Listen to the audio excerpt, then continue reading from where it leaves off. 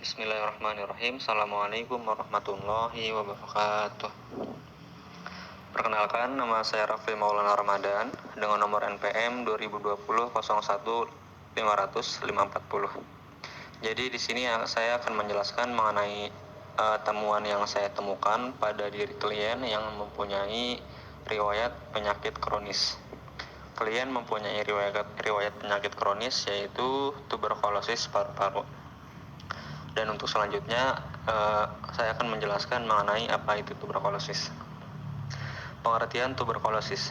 Jika seseorang mengidap penyakit tuberkulosis aktif, maka mungkin perlu pengobatan tuberkulosis dengan kombinasi obat antibakteri untuk jangka waktu 6 sampai 12 bulan. Tuberkulosis adalah penyakit menular yang penyebabnya adalah bakteri Mycobacterium tuberculosis. Kondisi ini dapat menyerang otak, kelenjar getah bening, sistem saraf pusat, jantung, dan juga tulang belakang. Namun, infeksi tuberkulosis paling sering menyerang paru-paru. Menurut Organisasi Kesehatan Dunia atau WHO, tuberkulosis berada di peringkat kedua sebagai penyakit menular yang mematikan. Indonesia juga termasuk 5 besar negara yang jumlah penduduknya pengidap tuberkulosis terbanyak di Asia Tenggara. Merujuk data pada tahun 2012, jumlah pengidap tuberkulosis yang mencapai 305.000 jiwa. Yang kedua, ada penyebab tuberkulosis. Mycobacterium tuberculosis dapat menular lewat semburan air liur ketika pengidap batuk, bersin, bicara, tertawa, ataupun bernyanyi. Meskipun cara penularannya mirip dengan pilek atau flu, tuberkulosis tidak menular semudah itu. Kamu perlu berkontak dengan pengidap tuberkulosis dalam jangka waktu lama atau beberapa jam untuk bisa tertular penyakit ini. Karena selain itu, tidak semua pengidapnya bisa menularkan penyakitnya. Anak-anak yang mengidap tuberkulosis, mereka tidak bisa menularkannya ke anak lain maupun orang dewasa. Selanjutnya ada gejala tuberkulosis. Tuberkulosis tidak selalu menunjukkan gejala sakit. Para ahli membedakannya menjadi 2 jenis, yaitu yang pertama, tuberkulosis aktif. Pada jenis ini, bakteri dalam keadaan tidak aktif sehingga pengidapnya tidak mengalami gejala apapun. Karena itu, jenis laten bersifat tidak menular, tetapi pengobatan tuberkulosis perlu kamu lakukan agar tidak berkembang menjadi tuberkulosis aktif. Yang kedua, ada tuberkulosis laten. Bakteri tuberkulosis dapat menular dan menimbulkan sejumlah gejala setelah infeksi terjadi.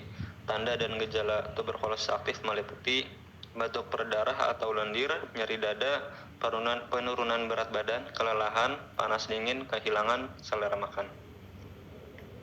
Selanjutnya ada pencegahan tuberkulosis. Yang pertama, pemberian vaksin. Tuberkulosis dapat kamu cegah melalui pemberian vaksin BCG atau Bacillus Calmette-Guerin.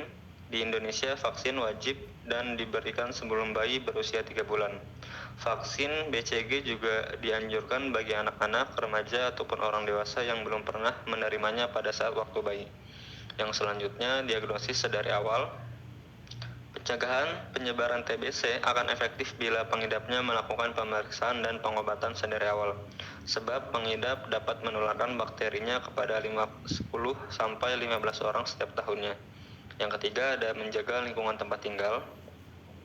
TBC adalah penyakit yang menular melalui udara saat pengidapnya bersin ataupun batuk.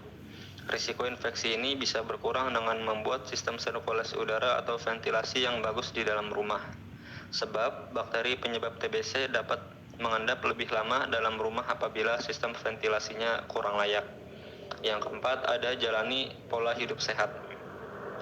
Kamu bisa meningkatkan sistem imun dengan menerapkan pola hidup sehat, misalnya seperti mengonsumsi makanan sehat, bergizi, seimbang, dan rutin berolahraga.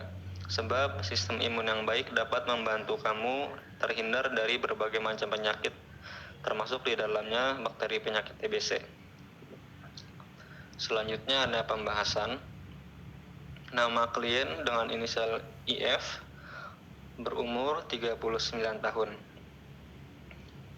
IF memiliki karakter yang sangat baik dan juga tegas ketika berada di rumah maupun di sekolah tempat ia bekerja.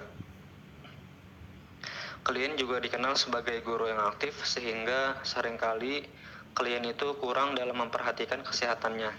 Pada awal tahun 2023, tepatnya di bulan September lalu, klien divonis memiliki penyakit tuberkulosis paru-paru yang mengharuskan dirinya untuk full beristirahat. Ia mengatakan ia juga seringkali merasakan sesak nafas, mudah lelah karena terkena penyakit itulah yang akhirnya mudah lelah, demam tinggi, hingga penurunannya nafsu makan. Jadi karena terkena penyakit itulah yang akhirnya membuat klien itu menjadi terhambat jadwal untuk KBM-nya di sekolah. Dan klien juga menjelaskan bahwasannya ia tidak nyaman dengan kondisi yang sekarang karena mengganggu aktivitas sehari-harinya. Selanjutnya ada permasalahan yang sering muncul pada diri klien. Klien jadi merasa kaget karena sebelumnya ia tidak mempunyai riwayat penyakit tersebut. Namun hal itu juga membuat diri klien merasa sedikit frustasi dan juga stres karena ia merasa terganggu dan tidak terselesaikannya aktivitas di sekolah maupun sehari-harinya di rumah. Khususnya, klien juga mempunyai anak yang masih kecil, yang mengharuskan klien itu untuk mengurangi jam mengasuh pada anaknya karena klien tidak boleh merasa terlalu capek. Selanjutnya ada analisis kebutuhan klien. Saat ini klien tentunya membutuhkan perawatan yang intensif dan juga beberapa obat maupun vitamin yang dapat mempercepat kesembuhan pada diri klien. Dan untuk itu, klien juga rutin seminggu 2 kali untuk memeriksakan kondisinya agar klien dapat kembali sembuh seperti sedia kala. Mengingat banyaknya tanggung jawab yang klien miliki, entah itu sebagai guru di sekolah maupun sebagai orang tua di rumah. Selanjutnya ada potensi yang dapat dikembangkan. Untuk saat ini, jadi klien itu masih terus berusaha agar mendapatkan kondisi tubuh yang sehat seperti sedia kala. Klien juga sering melakukan evaluasi khususnya dalam kegiatan KBM yang ia jalankan bersama muridnya via online. Karena klien merasa ia tidak mau muridnya itu mengalami ketertinggalan materi sehingga hal tersebut tentunya dapat menghambat proses perkembangan maupun pemahaman siswa selama di sekolah.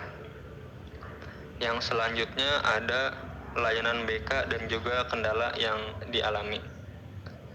Yang pertama adalah layanan BK yang dapat diberikan pada klien, yaitu yang pertama layanan informasi, karena dengan layanan itu dapat membekali klien dengan berbagai pengetahuan dan juga pemahaman mengenai berbagai hal yang berguna untuk aktualisasi diri klien. Yang kedua ada layanan individu, karena dengan adanya layanan tersebut, klien dapat lebih memahami bagaimana kondisi diri, lingkungan, permasalahan yang dialami sehingga klien dapat menanggulangi permasalahan yang timbul pada diri klien. Yang kedua ada kendala yang dihadapi. Salah satu kendala yang saya hadapi ketika berkunjung ataupun wawancara bersama klien yaitu klien itu tidak bisa berlama-lama, mengingat klien itu harus beristirahat dengan cukup agar kesembuhannya itu dapat terjamin dan juga dapat lebih cepat. Dan salah satu pelajaran yang bisa saya ambil ketika berkunjung pada klien yaitu klien itu mengajarkan bahwasannya kita tuh harus sangat-sangat mensyukuri, khususnya bersyukur karena kita masih diberikan kesehatan. Maka dari itu kita itu jadi harus lebih peka akan kesehatan pada diri kita sedari waktu kita itu masih muda. Salah satunya itu dengan menjaga pola lingkungan hidup sehat seperti makan yang teratur dan juga kegiatan maupun aktivitas olahraga secara teratur agar terciptanya tubuh yang sehat sampai kita usia tua nanti. Jadi mungkin itu saja yang bisa saya sampaikan untuk tugas individu. Kurang dan lebihnya mohon maaf. Wassalamualaikum warahmatullahi wabarakatuh.